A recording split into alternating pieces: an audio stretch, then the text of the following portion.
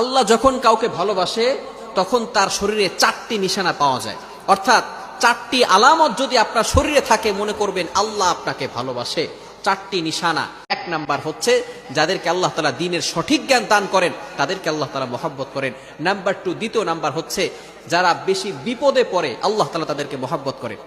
যার শরীরে দেখবেন একের পর এক বিপদ আসতেছে, অসুস্থতা আসতেছে, বারবার বিপদ, একের পর এক বিপদ, একটা বিপদ যাওয়ার পর পরে আরেকটা বিপদ আসতেছে, আপনি হতাশ হবেন না প্রিয় ভাই।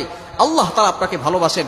এই কোটি কোটি মানুষের ভিতরে আল্লাহ তাআলা আপনার প্রতি ফোকাস করেছেন, আল্লাহ তাআলা আপনাকে ভালোবেসেছেন বিধায় আল্লাহ পাক রব্বুল আলামিন আপনাকে বিপদ দিয়েছেন। মনে রাখবেন নবীদেরকে আল্লাহ তাআলা বিপদ দিয়েছেন। ইব্রাহিম আলাইহিস সালাম খলিলুল্লাহ এবং মিল্লাত আবিকুম ইব্রাহিম, যিনি সকল মুসলিম উম্মাহের সকল মুসলমানদের পিতা এবং সকল মুসলমানদের লিডার নেতা, সুতরাং ইব্রাহিম আলাইহিস সালামকে আল্লাহ তাআলা সবচেয়ে বেশি কষ্ট দিয়েছেন।